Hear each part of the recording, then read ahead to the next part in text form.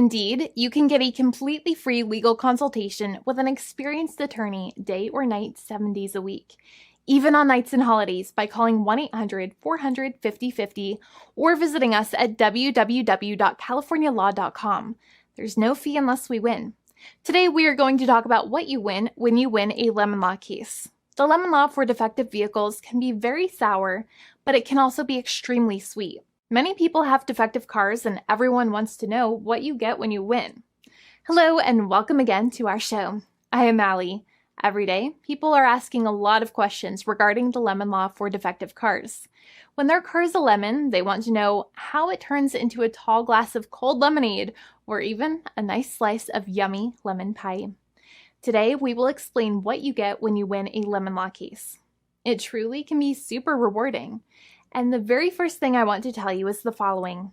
It's not about the specific type of vehicle that you have. There's no specific list of cars or makes or models. New vehicles, used vehicles, leased vehicles, and purchased vehicles, and more can all qualify under the lemon law. In fact, the lemon law can sometimes apply to things other than cars too, such as trucks, boats, motorcycles, small planes, appliances, and some electronics might be considered lemons too. Let us know what you are dealing with in the comments below. However, the majority of cases that we see actually do have to do with defective cars and automobiles. First of all, I want to break down the basics of how the lemon law works. Basically, you got a vehicle that is defective or has problems, but the dealership cannot repair it within a certain number of times or within a certain number of days. If that's the case, then it might qualify as a lemon based on the state you live in. Pretty much every state of the 50 states of America has a lemon law. Unfortunately, sometimes automobile manufacturers don't focus on the safety of the vehicle and instead focus on the safety of their own cash pocketbooks and net profits. For that reason, if your car is a defective lemon, you should really know about your legal rights. So in the following, I'm going to tell you all about what you can get or win when you win a lemon law case. Some automobile manufacturers make a lot of money and are rich, and a lot of people hate the dealerships for taking their money and giving them a hunk of junk, the runaround, and a bunch of lies. But sadly enough, the lemon law is not designed to make you rich, and it is not intended to make you wealthy. Instead, the law is designed in a way that is supposed to put you in the position that you would have been if the vehicle had not been defective. It is supposed to make you whole. Even if you spent $60,000 or $70,000 on the car to fix up the car and spice it up, you still might not get that money back. It really depends. Even though the dealership might have lied to you, given you the runaround, and then failed to do their part. That's why it is important to give them the lemon drop down.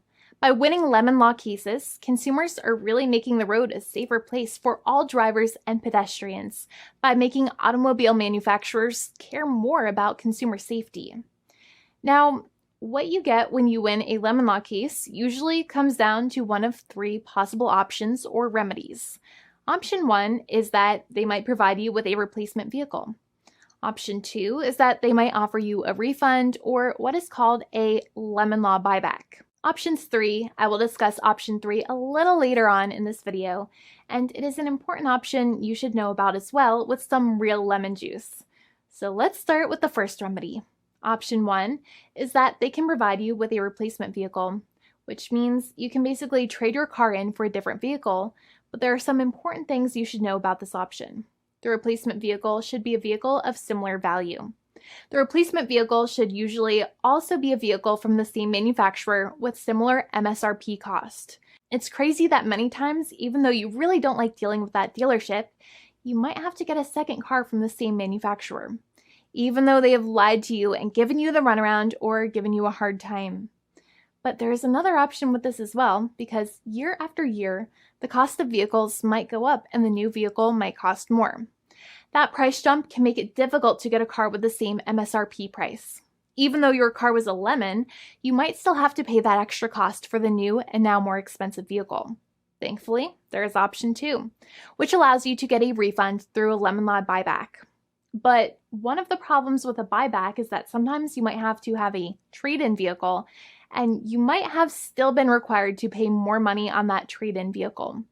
And when you got your new car, the dealership might have rolled over the amount you still were supposed to pay on your previous vehicle into the calculation of your new vehicle. In other words, you might have been upside down on the finances of your new vehicle. So sometimes you need to pay for that difference in order to get out of the car. And a lot of people find it extremely weird that they have to pay money in order to get out of the defective vehicle. But many times that's how it works. Now, in a lemon law buyback, if you get a lemon law buyback, you usually get back what you paid. You may have bought the vehicle in a one lump sum all at once, or you more than likely had a finance or lease plan. What you usually get back is the money that you actually paid. Your hard-earned money that actually left your pocket and went straight into the pockets of the manufacturers. So think about it for a second and try to calculate about how much you paid. Think about the down payment and also add up all of the monthly payments that you have made for your car so far. It can add up to a lot of hard-earned money. In some cases, it can add up to $30,000 or more, but every case is different.